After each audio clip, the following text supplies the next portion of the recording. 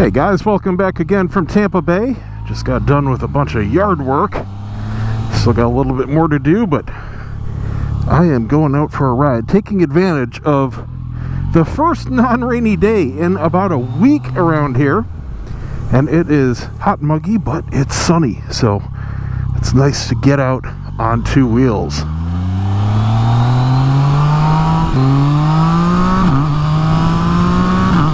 So I've been struggling with a weight issue, specifically over the past several months, all spring, for part of winter. And it finally took an app on my phone to help me figure out what exactly was going on. I've just been slowly, steadily putting on weight.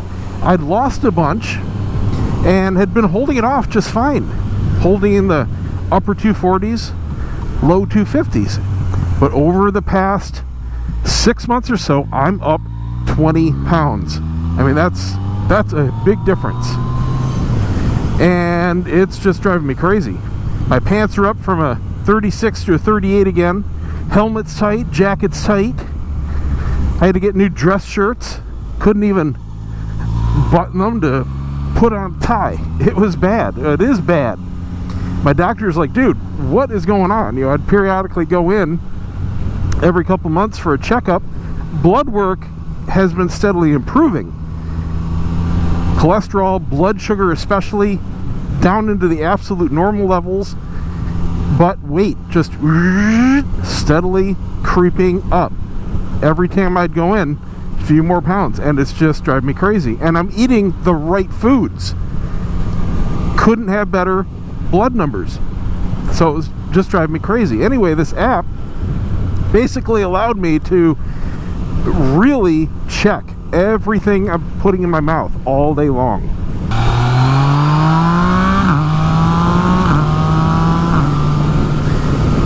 And what I basically found was it wasn't what I'm eating, it's how much. I mean, it sounds simple, but it's something that I just couldn't see being the one doing it until I really saw the raw data. Now, of course, there are exceptions, like today. The wife and I went out with a couple of friends and we had sushi for lunch. That's not the norm, but you know, it happens. But to give you an idea of my normal diet, since getting my diabetes under control, I've shifted to a low-carb and just about sugar-free diet, and that really wasn't that big of a deal. I found a bunch of stuff that I like to eat, and luckily I'm not a super picky eater. I don't mind eating the same thing a lot, and I love leftovers, so that was pretty easy to adapt to overall.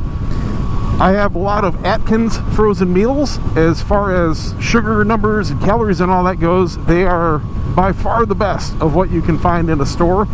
And luckily there's 2 or 3 of them out of their entire selection that I like. So I always have a stock of those in the freezer and have 1 or 2 a day as my meals. And I'll usually have a ham and turkey sandwich. And I buy special ultra low carb bread. It's sweetened with fruit juice. You know, the numbers are great. I don't know where I'm going. I'm just going to go this way, I think. And it works out great. It's under 400 calories for a really good sandwich. Very filling, and I have a lot of those. Now, what was getting me was just what time of day, basically, I was eating. And a lot of this, it turns out, comes down to my nightly habits. And I figured out why it started happening, because I caught myself looking at the app, you know, when I'm actually eating the stuff, figured out why it's happening. Our dog Chloe has been very sick since February. She, in January, had pancreatitis, which of course is very serious in and of itself. But we got that handled. Unfortunately, it triggered an autoimmune disease. And the short version is her body is attacking her bone marrow and her ability to produce red blood cells, which of course carry the oxygen and are critical to living. Anyway, we've got it under control with heavy medication, and it requires a lot of round-the-clock care. My wife and I have pretty much split split the duties. She does daytime and I do nighttime. So what ends up happening is I'm up with her every night several times, either to take her outside, because she has to take certain pills at very specific times. She has to eat at very specific times. It has to be prepared a certain way, very specific foods. So she's on a pretty set schedule.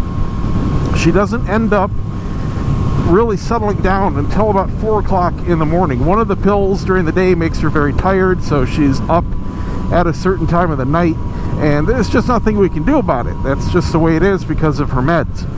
So I end up snacking a lot every time just about that I get up with her, because I'm going out to the kitchen, or I'm going next to the kitchen, I'm going by the kitchen, and really without realizing how it all adds up. Grabbing a sugar-free pudding cup, for example. It doesn't sound like much, and it's fine for my blood sugar. However, it's a lot of empty calories. It's over 100 calories for absolutely nothing. And I might do that once or twice a night. I might do some popcorn. That's, even though it's not that bad as far as not putting butter on it or anything, it's still hundreds of calories. And I really wasn't thinking about everything, how it totals up. Well, it was. I was thinking I was maybe eating 2,500 calories a day. No, it was more like 4,000. And it was strictly due to all the little BS things that I was eating. My normal meals, a couple Atkins and a sandwich, is barely over 2,000 calories. Add in something filling like a couple cups of red potatoes, and I'm still at about 2,500. That's all I need. So it was that realization that has now prompted me to start breaking my bad habits. And I'll tell you, it's hard. It is really hard, because that's all it is for me, is the habit of it. It's not that I feel hungry. I'm not starving. I know I'm not starving. I've eaten within the last couple hours. I shouldn't even think that I'm hungry, but I do, just purely out of habit. And that's what's really hard now. Stopping after my last meal at night, not having any snacks.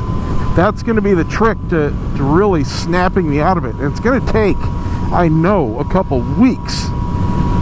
And it sucks. But I got to do it. Because, man, being this heavy sucks even worse. What a difference just a little bit makes. 20 pounds doesn't sound huge. Well, maybe it does to you. It isn't to me. I've gained and lost a lot more than 20 pounds in my life. But this particular 20 pounds, man, just what a physical difference it makes in my clothes, my gut, my helmet especially. It's just that magic range where this is the 20 pounds where it starts coming off the areas that are really noticeable. You know what I mean? I'm sure everybody has those areas where you gain and lose things in certain areas first. And this is the amount of weight where it starts coming off my face, my cheeks, and my waistline and my neck. Beyond that, it all comes off pretty evenly. Oh, these are great roads. Surprisingly, it's not as humid out here. I'm right by the water.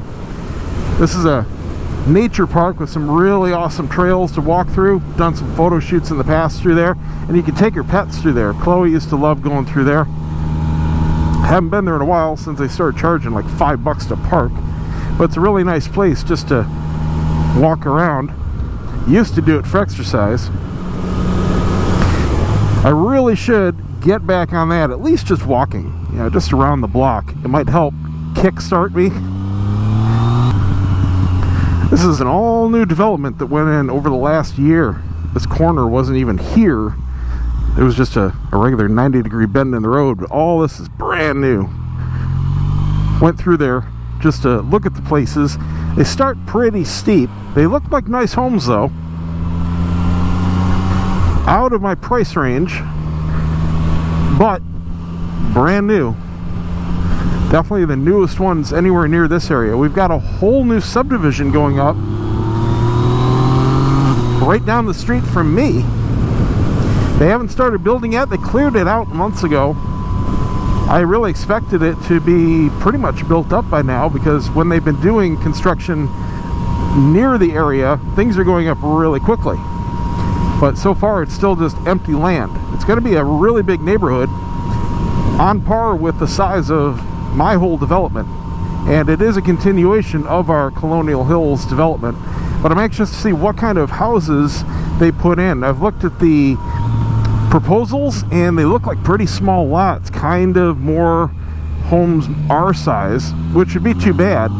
The ones they built over there, they're much larger, and more importantly, much larger lots with nice room between the homes.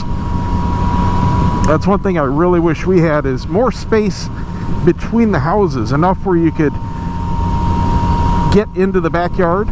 So you could, say for example, store a trailer. I'd love to have a jet ski again, but I don't have a place to put it. But if I could get to the backyard, that would be awesome.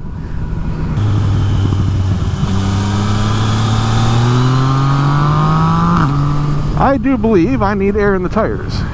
That corner felt a little squishy in the back.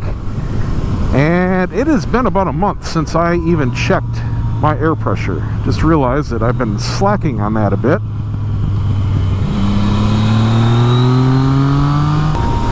They put in a brand new park right up here. I think it's at this corner, it might be the next one. And they put in kayak trails and hiking trails and all that kind of good stuff. Nope, it's the next one.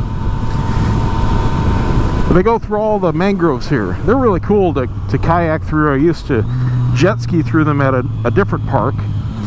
The locals just cut paths basically, and it's real shallow. It's only about 1.5 feet, 2 feet deep at the most. So it's barely enough to get a jet ski through, but they would just go through with machetes and basically make these little tunnels. And you just go through them with your skis as fast as you can, and it's really fun. Here it is here.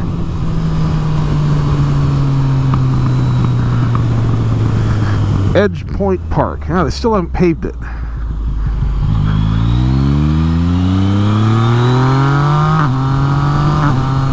Love this quick shifter. Man, I love it on my FJR too. I've turned quite a few people onto it, and every single person that's given me their feedback loves it. They can't believe how it transforms the FJR into just a more fun ride. It's of course all for fun, but it really does transform the way you ride the bike. And a couple people have said it makes me want to get into trouble, and it really does. It's just that fun of a little change to the way the bike feels. It's kind of hard to describe if you haven't tried one. A lot of people think they're just completely worthless. There's no need. And then, there's no need, but oh man, once you have one, you don't want to go back. It is just fun. So that's it, guys. I think I'm going to turn around and do it again. Go back the other way. We'll see you next time.